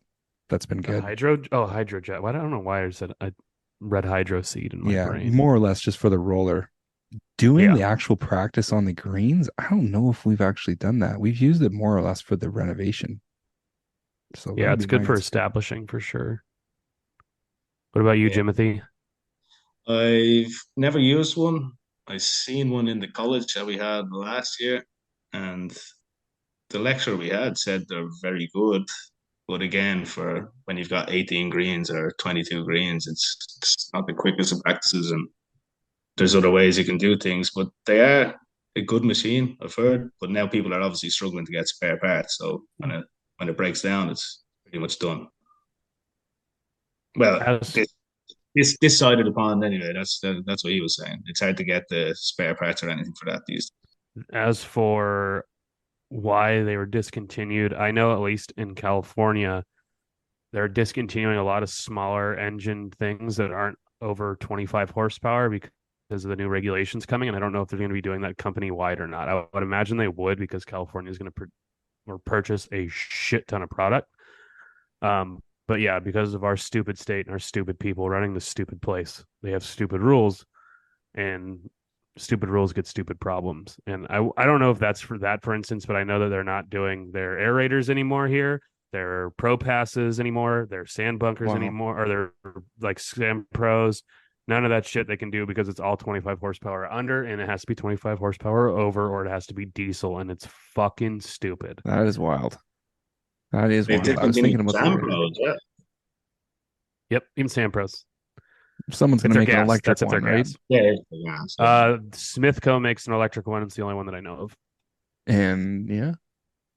All right. Haven't You're gonna seen have it. to Haven't used it. Electric, stupid. Go on. be goods, good times. Do the Irish drink green beer on St. Patrick's Day? No. So No, have you heard about that before though? Obviously. Maybe the Americans in Ireland for St. Patrick's Day. Right. Fucking losers. Might, God. might buy green drinks, but I don't know how. Like what drink you can make green. You just put a lot of food coloring in it, do you? Yep. They make a beer and then they put a food dye in it. That's all they do. Yeah. Yeah, no, personally, no, I haven't seen it as an Irish man who spent any St. Patrick's Days here. Thank God. I knew it was going to be some stupid American thing because every time I see, we're going to go get a green beer, I'm like, fuck you. Yeah. Green beer, no, Like never the- heard of it. I know in the McDonald's and the coffee shops and stuff, they'll put on Oh, well, you got to get a Shamrock Shake. goat yeah, shakes, once a year. Shamrocks and stuff like that. But no, I've never gone into a pub on St. Patrick's Day and gotten a green beer. No, Yeah. never happened. What is it, Fucking A. Chicago, Trev? Chicago, the river through the city is green. It's dyed green every year. You know, I mean, Yeah, I've seen, big I've seen probably it. brown most of the year anyway, but yeah, right. I believe so. Caboolture Golf Course or Colin, have you treated a member that has collapsed on a green or been hit up on by others? Hit up on. Okay, I'm going to guess. Well, one of them seems like collapsed on a green, and no, I mean, I've watched one guy fall, and he was old, and we had to call an ambulance to get him on the course. Has been hit on up by others. I'm assuming is that like while we're playing Yeah, or while we're working, people hit into us, could be. and yeah, it happens all the fucking time because people are Happens dickheads. every day. Yeah, right. Every day, yeah. My favorite is Colin, be they more won't specific. hit their ball while you're like by the pin, but if you're walking off the green, they'll hit. It's like what? Like how are you You're that never close to confident? the pin. No. Yeah, the pin is safest place in place. the world to be is standing right next to the fucking pin. I don't. When Every I time. first started greenkeeping, I used to get like really pissed off about this, but I realized that it's just gonna happen. You know, as long as you don't get hit, there ain't no reason to get mad. Yeah. Yeah, I've given one or two of them the speech. Is like, if I was a golfer, would you hit that ball? But I've just given up. Yeah, Yeah, there's no fuck that. winning. No, there's no winning. Just smile and wave and move on. Didn't get hit. And then just cuss at them while they're driving up where they can't hear you. You fucking Oh yeah, 100%. fucker. God damn it. Next. Turf guy 5'2". Who the fuck is that? The man, the myth, the legend. He said, porter, stout, or pilsner, do you utilize sheep? It's a real question. Hey, what kind of beer do you like? By the way, do you use sheep? Yeah. God damn it, Dave. Stout, Fantastic. stout for me. Guinness. I'd be a Guinness drinker in the pub. Yeah. And as for sheep, no, I don't know. I don't know how to answer this. If I have enough pilsners, I might. Never mind. Does he mean like they're still using sheep as a greenkeeper somewhere in Ireland, or like they used to do in I'm Scotland? sure it's happening. I would love to do that, dude. If I could just let out a shit ton of sheep without them getting massacred by the coyotes on my course, I'd be all about it. Well, you know, Lahinch Golf Club, No. Lahinch on the west coast of Ireland, another top links golf course. A lot of the guys actually go and practice there before the Open Championship, Nice. which is usually on a links golf course in the UK. But they have goats on the golf course. Hell yeah. Goats. That's fucking awesome. Nice. That's their badge. So the badge of the golf course is actually goat with the two horns, and Hell yeah. they just roam the golf course. Sick. That's awesome. Yeah. Out of the beers, I'm taking a pilsner, and no, I don't fuck sheep, Dave. Dave. What's a porter? I'm new. You don't know what a porter is? It's just What's it's like a stouty style-ish beer. It's on the heavier side. It's What would just be like a dark- famous porter? It's No, I don't think there is one really. No, eh? similar to like bitter beer, is it? It's something Yeah, like it's gonna be a heavier for the most part. Porters are cold weather beer. I think there's probably some good Canadian porters, but yeah, usually higher alcohol, usually a little thicker, definitely super dark. Yeah. Like you can absolutely crush some stouts. They make some heavy stouts in the States, but like stout is Guinness, and you can crush Right. Guinness. Right. You're not really Mhm. crushing Porter. many porters. No. Yeah. I'd have to take the pilsner then because I'm soft. I'm a big Hell yeah. lager fan. I love a good lager. Fucking loser. I'm a Guinness one. I like a lager, but if there's a Well, you're in the home of Guinness, so Yeah, the you kinda Guinness have in the to drink States, Guinness. the Guinness in the States is so much different. Honestly, it really is different. Yeah. And Yeah, like I watched a I- guy do a video of it, of a can from Ireland and a can from the US, and it's completely different. Then even the best Guinness, like the cans are okay, but the best Guinness you want from Oh, fuck yeah. Right, Yeah, you yeah. always got to do it on nitro. Yeah, you have to. No, Yeah. no doubt. That's how any beer is almost. anywhere I've been, even over to like England, Australia, anywhere else in the world, and the Guinness is watery. It's not as thick Yeah, or creamy as it's supposed to be. yeah, exactly. Is it the Still only good, though. beer that has a 3-point pour? You have to pour it 3 different times? 2 times, and that's 2 actually times. part of the tour as well. I think. Yeah, you can be a certified Guinness pour. Yeah, You you get I a get thought it fucking was little 3. certificate and everything. No, it's I 2. actually worked in a bar as when I was 18, I think 18 for a couple of years, and So fucking put it foreign. at you have to put it at the angle, and you fill it up about 3/4 of the way, and then you leave it to settle. I forget the exact science of the numbers, but it's like 90 seconds, something like this. And then you top it up, then you let it settle again. You let it go completely black until you drink it. Oh, okay. Hell yeah. So just a 2-point pour then. I think the 2 point. third pour I was thinking it was when they do the shamrock in the top at the end. The third pour is when you pour it into your fucking mouth. Hey, there it is. Bottoms Turf up. guy 5'2" on this side goes, not for Trevor. So fuck you, Dave. Love you, buddy. Sorry. How often does mechanic reface knives, or do you throw away or go new? So it's not for me. So If we need to change them out, we'll change them out.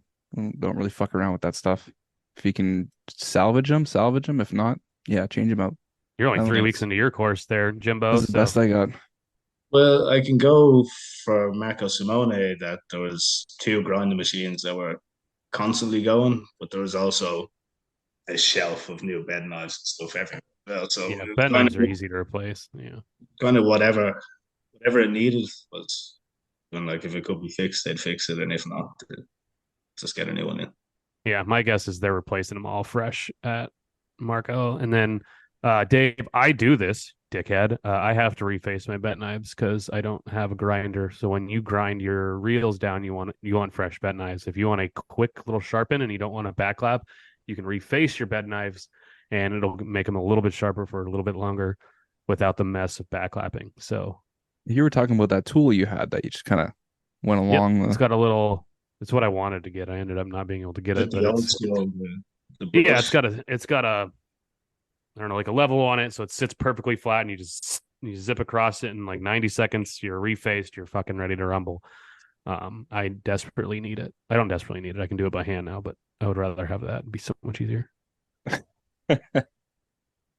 It would be a lot easier for you. That's true. Yeah. I was just trying to see if I had any other Ireland questions over here. The only other thing I have that is kind of Irish, Caboolture said Guinness. Guinness. It's just writing Guinness. He's just Gee, saying, thanks, Colin. thanks, Colin. I approve. Thumbs up. Yeah. Thumbs up. Yeah, maybe he was just Um, trying to cue us to start talking about that, but we definitely got our Guinness talk in today. Yeah, we got Guinness in a few times, so I that's just need to good. fucking drink it now. Yeah. Awesome. Well, Ciaran, this has been excellent. I think people are going to love this. It's a great back-to-back, too, because we did a bunch of Americans, and then we were able to go across the pond, do UK, and then down to you in Dublin. So, No, yeah, it was really good, and thanks very much for having me on. You've had some pretty well accomplished guests in the last while, so it's nice to join the party, and it was great to talk to you guys. It was a very enjoyable chat. Well, we're glad to have you. You're now enshrined with the longest name of anyone here because I'm going to put every single variation of Jimmy on the list. We're going to go Jim. We're going to go Jimmy with 2 M's, Jimmy with 1 M, Jimmy with an I, Jimmy with 1 M and an I, Jimmy with an IE, Jimbo, Jay, Jamie, and Jamie as well as James and Jimothy and Jimbo. I was going to say, you nearly forgot Jimothy. I wasn't going to leave that. I'll never forget Jimothy. It's my favorite one. It's so fucking man. stupid. I love it. yeah. Good.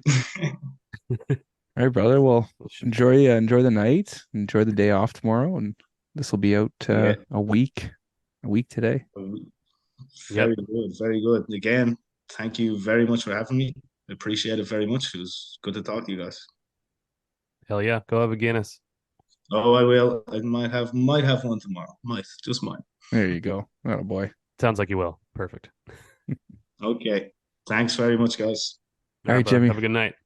You too. See you soon. All right, now let's talk about track mats. If you guys haven't tried these, it's definitely something to try. The thing about these things is that they are for high traffic areas.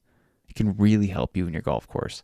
We had it on a whole strip right around a turn, one of our cart paths, and for 2 or 3 years we couldn't grow grass there at all. We would put the track mat down one fall, next spring grass was growing through, and for years we've had grass growing there, no problem. High traffic area, easily handles it. You can't even see the mats anymore. So, like I said, something to try. Reach out to those guys. They're there to help. TRAQMATZ. So, we talked about the boots earlier. Healy Kevin '07. What type of boots or shoes do you guys recommend? Any particular brands? So, we kind of talked about that. Off face value and wearing them around my house. Those fucking reefs, dude. They're sick. I don't know, whatever you're comfortable in, whatever your course requires. If they require steel toes, which I think is ridiculous unless you're like a mechanic. But what about being in the shop though? Like if you're going in the A shop, mechanic. yeah, but your guys go in the shop. Like you work in the shop. What if something fell on your They toe? shouldn't fucking move your foot. That's the way How to do it. slow are you guys? You never seen those health and safety videos? Oh, the videos of hot dogs getting crushed? Like, yeah, I remember it. Videos of hot dogs being crushed. What in the fuck is happening? They would put like hot dogs in shoes. What, did you and guys they watch Sausage Party for your safety video? That was actually a fucking funny movie. The movie was absolutely fucking ridiculous Yeah, oh, it was in the best offside. way. Yeah. They do all these safety videos with hot dogs, so it shows you like, here, this is what happens to your hands if like something My falls. toe is so much stronger than a hot dog. Same with my fucking finger. You got that You right. can't tattoo a hot dog. No. For all the Canadians listening, I'm rocking the poppy today. The fuck is that? We wear it between November 1st and November 11th. It's for Remembrance Day. Kind of like you guys do Veterans Day. Oh, that's cool. Right on. Yeah, but they make them with these pins though, so you like stab yourself all day. You're, Yeah, like, you get to losing feel it. like they did. Fair enough. Yeah, I was gonna shit on it before you told me what it was. I'm glad I paused. That's okay. I only No. rocked it for the Canadians out there to appreciate it. That's the whole fucking point of it is for the Canadians. That's the point. Yeah. I know I wasn't wearing it this morning, and I went to preschool to drop my And boy they fucking off. threw your kid out and they No, banned him guy- from school. Guy walks out in full camo, and he's got one on, and I'm like, oh shit. It's in the wash. Well, yeah, you don't have to wear it. I mean, I don't know how things go in Canada, but It's just respectful. Yeah, it's dope. I dig it. Yeah. What's your boot rec? Always been a Blundstone guy or like Timberlands. I like the big, Wow, big Timmy's. guys. But yeah, Timberland Okay. Pros are nice. But I'm Interesting. like you though too. If I'm gonna be changing cups or I'm gonna be doing something where I'm not needing the Bro, big boot, I do like a get- little Get waterproof these shoes. reefs. It's not a bad play. Well, I'll Don't let you hate know it. how it goes. I'm fucking stoked for him. Okay, Wimmy McJimmy. Ooh, he was out on this side. Wim did not do a food one this week either, so you fell off your fucking wheel, Wim. But then Wow. again, we curved all you at the Tuesday. True. What equipment should never be made into an electric version? Still haven't tried an electric chainsaw. I don't believe it. I don't want to The believe it. Milwaukee one is fucking gangster. Is it? I mean, eventually they're gonna make it good enough. It's obviously the thing with it. It's got plenty of fucking power. It's just the battery life. Yeah. You got to keep swapping fucking batteries. But I mean, you got to keep filling it up full of oil and gas too. Yeah, it has more than enough power. The Milwaukee one's bitching. So that would have always Um, been my thing, was the chainsaw. But if they're gonna do it, make it easier for us, then great. I couldn't imagine having a fucking electric rough unit. You're on them. They're 8 hours a day. Yeah, it's tough because most of those There's- are diesel, right? They're not really gonna. Yeah, put they're all replace- diesel. I've never seen a gas rough unit. Yeah, The ones I like the most are the pull behinds that are wheel action behind the tractor. They're like the old school fucking reels, and when the wheels spin, it spins the reels like your like classic lawnmower at home. yeah. And they just have a fleet of them, like 12 of them wide, and you pull it behind the tractor. That shit's sick. I love those. That is sick. What equipment should never be made? I'm thinking it's got rough unit, man. Yeah, The new But it- Toro Greens units are fucking killer. I don't like the fucking idea of everything being electric. Eventually, like if we're talking 50 years from now, like everything's going to be hydrogen and How electric. are hydrogen would be cool Mm-hmm. If they if can they get could to the ever. hydrogen cars, it's just they're going to be so fucking expensive. Of course it is, and they'll be cheap as shit to make somehow, and they don't give a fuck. Mm-hmm. We're And not then you're getting. going We're to not have going to down some Alex Jones shit here. best rain gear suggestions: bibs, pants, Helly rubbers, Hansen, synthetics. Helly Hansen. Helly Hansen, rain pants and raincoat, the big Yeah, bib, the big oak coveralls with their rain jacket, Hellies are bar none the good. best. If you want to stick in the golf category, FJ, all of their Storm Tech stuff. You mean FootJoy? FootJoy, all their weather tech stuff is really good. Yeah, it is really good. I've been wearing that for years. I like the rubber shit. You never, ever, ever, ever, ever have to fucking worry about it unless you get a hole in it. But the Helly Hansen's really fucking hard to get a hole in it. There you go. Drop the $160 it is because I think it's like 80 for the pants and 80 for the jacket. Just fucking drop it and they're not going to wear out. Hang them all summer. When it starts getting rain, you're going to absolutely fucking love having it because you will be completely bone dry.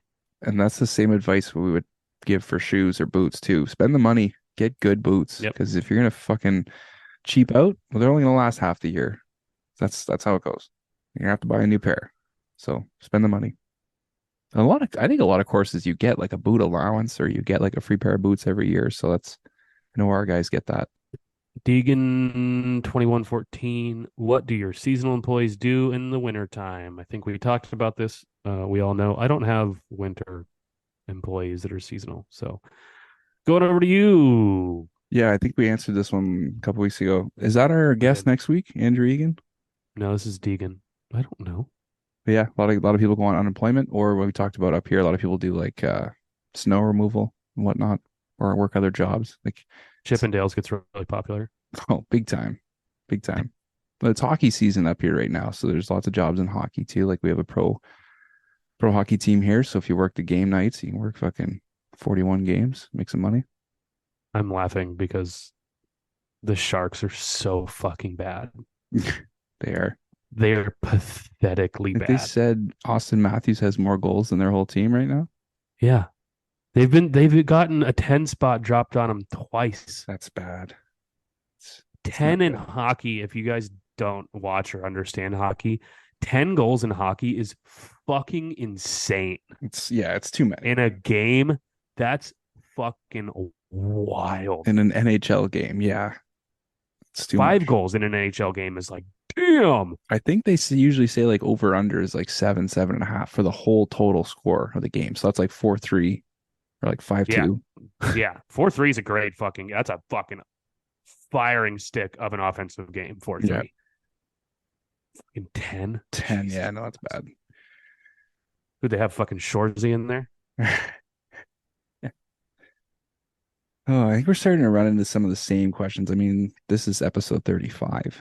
This guy goes the other day, he goes, I cannot believe you guys are doing weekly episodes. He goes, it must be so hard to do an episode every single week. He's like, like most podcasts don't do that. I was like, thanks. Appreciate We're not it. most podcasts, bitch. Thanks for the support, asshole. I was like, one of the big reasons Yeah. we're doing it so much is because we have so many people that we could interview and that want to interview. So fucking we're making it happen. Guess what? Because of you insisting that, we don't do it weekly and it's too much, we're going to take like a fucking 2-month break. So Yeah, I'm just there you kidding. go. You're awesome for even just talking about the show. Yeah. You're not a bitch. It was one of my buddies, actually. Then fuck that guy. He just He's couldn't stupid. believe it. He's Yeah, friends exactly. with you. Yeah, fuck him. I can't believe it for you. I don't do shit. I'm on here for an hour and a half a fucking week. I don't do anything else. Yeah, So we'll make it work though. you're the true fucking champion. That's why we're taking a break. But yeah, see Prosper, what are some of your golf industry pet peeves? Well, I guess that's a little more broad. Repeat questions in the fucking box.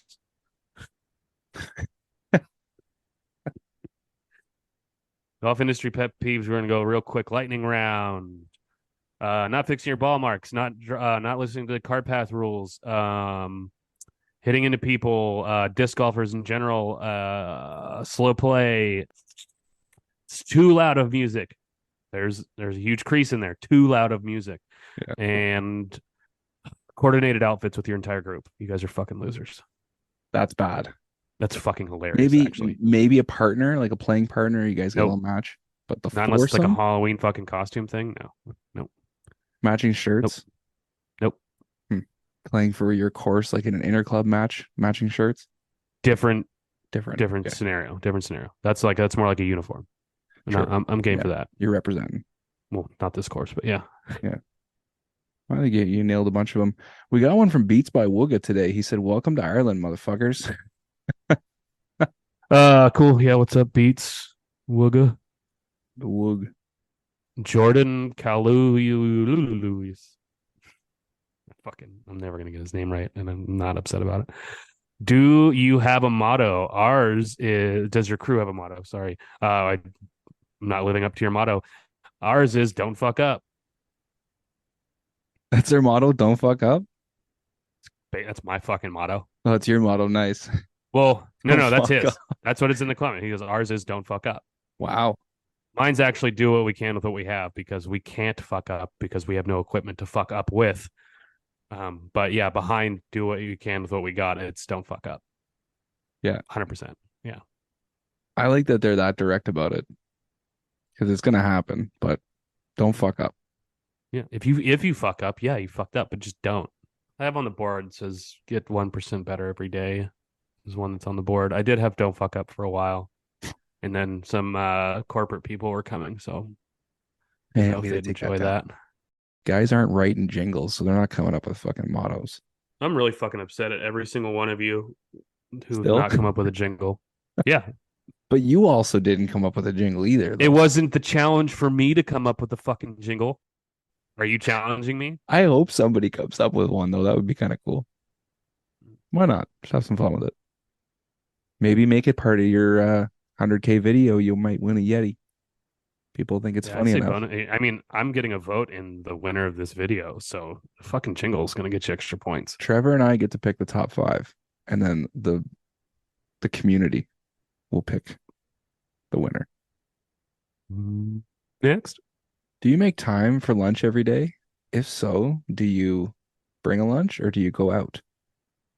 I usually eat at the clubhouse because I eat for free up there. Yeah, most management would. Yeah. Biggest perk of the What job. we do is California, for whatever reason, in the golf industry, we're kind of grandfathered into this labor law of we have to give 2 15-minute breaks. Usually it's 1 in the morning, 1 in the afternoon. But we're able, for whatever fucking reason, to clump it together and just do it with lunch. So my guys get an hour lunch. Wow. There's no break in the morning, which they kind of do with a little bit of a break when they're getting to their next job. Obviously, if you got to piss or take a shit, you go do that. If you need to get water, you go do that. But you don't have like that mandated 15-minute break. So I just lump them together so they are off the clock and then they're on the clock, but they're still off. So, but yeah, so you got plenty of time, and there's places decently close to us. Okay. If we have to go get our food from the clubhouse and I have to go sit in my office and eat, or if I'm trying to take it out on the golf course and eat, like I never get to eat a full meal. It never happens. I fucking make time for it because I have time. It's usually a fucking hot dog and some jalapeno chips and a Dr. Pepper. Yeah. Because I always feel guilty asking the fucking front desk people to make me a sandwich. Except for like one of them. I love asking that dude to make me a sandwich. I would say please, I'm a dick. I would love to, but our restaurant does like a Big Mac burger. Fuck yeah. And it's a problem. Yeah, because I'll go in there and they'll be like, "So, what do you want to eat again?" Oh, you're like, you fucking know what I want to eat. Why do you even ask me anymore? Oh, fuck. Muncie 09 worst fuck ups on your course or courses that you've been to. We've gone over our worst fuck ups, which they're not too bad. Have you ever seen something like colossally bad on a different course in your area? Obviously not on Turf Today. We've seen 8 gazillion videos of people fucking up, but have you personally seen anything? Trying to think. No, not like me personally. I haven't really heard of anything too crazy. No, we've already on. talked about it there. I guess I would say what happened to Bobby's course, that Dorado that went through and they lost all those trees. Like that was fucking crazy. Like he was sending me pictures of that stuff and we were all like, what? Like, what is there going to be a golf course still? It was. I can't think of a fuck up, but I saw a video of a fuck on in the St. Andrews bunker. I know. We mentioned that one last week, eh? I know it's too good. Oh, And fucking that fun. is all because everyone was completely thrown off by a Tuesday episode. So, you guys are true champions, which is why I put a very funny picture of a cat dressed in a tuxedo Yeah. as the question today. Goods groundkeeping. Shout out to the boys. Keep those reels sharp, eh? What's your dream superintendent job? Do you have one? I don't know. I've never really thought about it. I don't really have one, man. I mean, obviously there's dream locations, Yeah, but I a guess that would. specific one, I mean, like, fuck, dude, obviously Pebble would be on that. Augusta, duh. I wouldn't really want the fucking pressure of the Masters at Augusta, but if you're there, you've already done some shit. Yeah, oh yeah. Um, like down here, I think having a club like Aviara, which is Kevin, he's a fucking great dude. Something like that. I don't have a one. No, I don't have a one. Yeah, I can't say I do either. We have a golf course up near my cottage, that I always think at some point in my life, if I ever wanted to kind of move up there and work at that track, I probably could. Live So the cottage life. something in the bank. Yeah, it's a decent course. They've been putting more money into it every year. A bunch of people are moving up there and living on the course and stuff. So by the time I Nice. get a little older and want to move up there once my kids are on, yeah, we'll see. So, I mean, quick pause. We put out the video last week of talking about candy. Yes. Wim goes, "Ah, geez, this episode's gonna hurt me. Can't wait." And then favorite sour apple rings. And then I just replied to him, was like, "This thing was aimed right at you, pal." Yeah, it was. The Coming candy after talk you. was the candy talk was fun. Yeah. We've Definitely. talked pizza a little bit on this show. Palmer Dude, Spoonenberg. He goes, boys, favorite top three pizza toppings.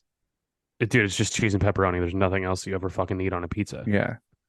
However, So if someone said, okay, you got to cheese is out, you have to put three the toppings fuck on, what would you go with? the fuck you mean cheese is out? Cheese is the base of a pizza. Cheese is already on the pizza, and they're saying you get Okay, three more toppings. What are you yeah, going with? you said with cheese, you said cheese is out. Well, you know what I mean. If you order a two-topping pizza, it's like pepperoni and bacon. Cheese is not a topping. It's Yeah, a I get standard. that. It's part of the Yeah, no base. shit. No duh. Unless you're a psycho and you go no cheese. I mean, well, yeah. Then you're not eating pizza. You're a fucking lunatic. And I hope you're far, far away from me. I love a buffalo chicken pizza, so that's only like one topping though, unless you count buffalo sauce as a topping. But if you're Well, gonna throw I some mean, blue you cheese could crumbles on that bitch, yeah, put I'll some be bacon down with on that. that too, maybe, or some onion. No, not with the buffalo. If you're gonna go like a barbecue chicken pizza, fuck yeah, Yeah. barbecue, cheese, chicken, bacon, boom, holler. I do like a meat lovers would be solid. Yeah. Italian sausage, little ham, not the fucking Canadian bacon because your guys' fake fucking bacon is bullshit and it sucks. Yeah, the big round Um, stuff. No, that stuff it's sucks. fucking terrible. Yeah. But like salami, pepperoni, sausage, ham chunks is solid. Ooh, Shit, cubes. shit like that. Yeah. Yeah, yeah, like country ham cubed up. Fuck yeah. Nice. Oh yeah, brother. We have one local pizza place here that does one called The Goods, and it's pepperoni, bacon, and green olives. And it's pretty fucking good. What? Green olives? I know. Interesting. Yeah, Okay. it's different. Yeah, we're getting Costco pizza tonight for dinner. Hell yeah. Yeah. You're saying we're that gonna like fuck you're up. ordering it. Do they deliver? My wife already talked about it. She's picking it up on her way home from Oh, work. okay. Smart. Yeah, she's got to get gas and do a little Costco run, so she's gonna grab a pie. A big grease wheel. Nice. Dude, they are greasy as fuck. I'm gonna pre-Pepto for this bitch. Yes.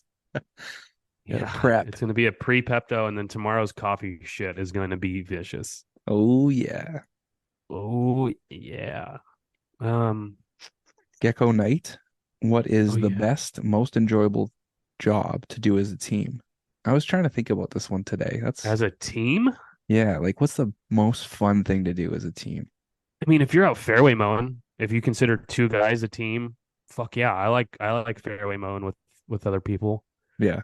Especially like a 50-50 because it's easier and then it's just kind of neat. I've never had the opportunity to work in a team so much when it's not like digging irrigation shit and that's not fun. Right. Yeah, that can be shitty. You're doing a project like that. And then obviously not on it. I mean, obviously and honestly, I prefer to work by myself heavy majority of the time. Which a lot of people do. They end up lonely on the course, or they end up by themselves on the course because they're doing one job. And that happens. I know I've said a few times that we love doing side projects together because everybody can be involved, everybody can do something different, everybody's got a different job that's part of the big job, so it can be good. And then if you have the right crew, and you spend the day together. I mean, it can get kind of fun, it can get kind of funny if you're picking on each other and chirping each other and telling stories and stuff. Like those are the days that they go by pretty quickly. There you go. Because I said we were in Dublin, right? So this guy, Emil Anthony, goes, "How does it feel to be England's bitch for the last 700 years?" Aggressive. Wow. So where's that dude from? Because he sounds kind of bitter or boasting, so he might be English. And I mean, every country is someone's bitch, just like Yeah, every position is someone's bitch. exactly. Super aggressive. Apache P, if you get a hole in one fooling around on the course with the boys, does it count? Do you play the full round? Are you keeping score and are you playing the full round? I'm assuming this means while working. No. So no. Nope. I mean, you It's dope. you made a shot in one shot, but Yeah, that's the tough part. But I feel like if it's gonna be super legit, you gotta do it while you're playing around. like, could you go to the bar and tell a bunch of girls that you got a hole in one? Do you really think any chick is gonna be impressed by a fucking hole in one? I don't know. Unless it's a golf chick, Yeah, not gonna be impressed. My wife, she'll be impressed. She'll she probably be likes like, that cool, stuff. about fucking time. No, she likes it because it's me. If it Right. was pre-me, she wouldn't give a fuck. No, that's true. She'd be So like, yeah, that's a tough one because it is I a say hole no. in one, but I say no. I not. say no. Yeah, If you like throw a touchdown in flag football, do you fucking count it in your NFL stats? No. no, it's got to go. You need it on a scorecard because if you're gonna put the Yeah, ball you up, you need the fucking exactly. scorecard to go up with it. Yep. That's what I mean. You gotta do it during a round. Now that round can be played on a par three course. Those fucking count. Those count. Yeah, They count. Yeah. It's gotta be during a round that you're counting. Even if you're just like not fully keeping score, and you go out in a round and like you start off, you're like, double bogey, fucking da da da, and you're just like, fuck this, I'm not gonna keep score. But you still play all 18, like fully, you put it all out and everything. You make a hole in one there, that'll count it. yeah. But if you're fucking around on the course, one hole here, one hole there, no, it don't count. It's like you're chipping it in from far away. Dope shot, good for you, but no, it's not a hole in one. Do it again. Do it again later that day while you're playing a full round, and I fucking guarantee you won't. Yeah, you're right. I know. Well, that's gonna do it on this side. It's good to know that they don't drink green beer over there. I would There's have a lot I of would have things. guessed that was started over there, No, and that's why they dude. adopted it. Americans fucking jerk off every fucking holiday and blow it way the fuck out of proportion and all this shit all the fucking time. Well, It's too much. Just fucking have beer and wear green. or just drink Guinness because it's from Ireland, so just support the cause. It's good over here, dude. I'm telling you. I Yeah. haven't had it over there, but I know it. Yeah, I've never been a fan of it myself. Like it's a acquired taste, right? I haven't had one in a while. Like I worked at that bar when I was 22, 23, so You're also a massive giant. huge capital G giant. All right. You got anything else written down? I don't ever write anything. Okay. Well, let's call it a fucking night. Did you say you listened to the Graham Roberts one today? The beginning of it, and then the interview started, and I stopped. Nice. I played it. We put another Boston Levi song on the end, and I cannot get it out of my head now. I've been fucking singing it all day. That dude was dope. I need to listen to it. I got pretty busy today Yeah. doing shit. And my AirPod case is broken, so they're not charging. So I Oh. have my old corded ones, and my phone has a lot of dirt and shit jammed in there. So if I fucking touch it, it just disconnects, and it's really fucking annoying. Going back to the corded headphones is a fucking problem, dude. I've been doing the same No, thing it'd be lately. fine if my clicky thing on the side's broken, so I can't fucking skip. And if it didn't fucking anytime I moved it, if it didn't stop playing, it would be fine. Yeah, but you have to keep it on you. Like with your phone, you could leave it like headphones in, leave it in your car, go for a walk, and you're still good. My phone's This way. where the fuck is your phone? My phone's just in my pocket. I leave my phone in the car all the time. I leave my work phone in the car all the time because whatever. Yeah. I'm Teddy I don't two know. phones over here. Timmy two phones, yeah. I don't know. I drive the Teddy, GTX. not and Timmy. God damn it, get it right. Timothy. No, it's Teddy. It's Teddy, right. Teddy Cute two round. phones. Tedethy. Tedethy. I'm gonna go muck these Timbits right now. That sounds like a Canadian porn. Muck these Timbits. Yeah. Hey, yo, why don't you muck these Timbits? Look good? Dude, those look so fucking good. They're just giant donut holes. Yeah, exactly. They're fucking huge. Yeah, I don't know. I don't know what this one is. This may be new. That's just powder, dude. Little powdered sugar. Do they ever fill them with anything? They used to have a jelly-filled one. Yeah, that might be the jelly-filled one. They might have brought it back. Maybe. Dude, custard-filled donuts. Cold. Like cold custard-filled donut. No. Custard and Boston cream are two different things. Okay. Because legit custard. Custard is the shit, dude. I fucking love custard. Aren't people now eating custard like ice cream? Like frozen custard? And that's like you can. a thing? Yeah, I'd never heard of that before. I don't imagine. Like gelato is really good, so it's just Italian ice cream. It's just the way they prepare it. Frozen yogurt's overrated. Do you have a favorite ice cream flavor? We have a place here called Handles, and it's like a Southern California thing, I think, and it's literally the best fucking ice cream ever. And I do the salted caramel truffle. Ooh. Yeah, they got little chocolate caramel bites. And the ice cream's a little bit salted. It's fucking insane. That and they have a dangerous. banana cream pie one too. That's pretty banging. Fuck. Banana cream pie is so good, man. We don't have that in Canada. That's a Southern thing or like an American thing. Yep. We just love doing the cream pies. That'll do it for us. Oh, back to back. Fantastic. Cream pies? Yeah. Yeah. It is a fantastic finish when it's a cream pie. All right. We're going to get off this call here. Don't forget to enter that. If the jingle is going to get you extra points on my side of the boat, we're going to pick 5. We're going to put those up to a vote. Let's just pick 4 because it's going to be easier. Sure. Head to head. 4. 2 winners go, and then it's head to head off of those 2. We'll do the bracket. We'll do a 1 seed, 2 seed, 3 seed, 4 seed. That's how we're going to do it. Judged on us. Your opinion doesn't mean shit when it comes to our judgment. Your opinion means everything on those top 4. Right. And somebody's getting this fucking Yeti. Have you seen one of these coolers before? Yeah. Like they're fucking ridiculous. They're ridiculous. They hold ice for like 7 fucking days or some shit. Yeah. And there's a big picture on the top of it saying, don't put a kid inside. Like, obviously. You're welcome from America. Yeah. Because people do completely stupid shit and we have to put warning labels on fucking everything. It's true. But what I'm finding don't swallow the Legos. No shit. Not a good idea. This one's a 35, so it's not going to break anybody's back, but it's a good size. We put a lot of stuff in it. It's a small yet mighty package. That's right. All right, buddy. Well, keep those fucking real sharp as always. Or don't, because it's getting to be the end of the year. They're never fucking sharp. I have nothing to sharpen them with. That's right. Preface your bet knives. Yep. Send me a picture of that empty box. It's really dirty. Why would you say that?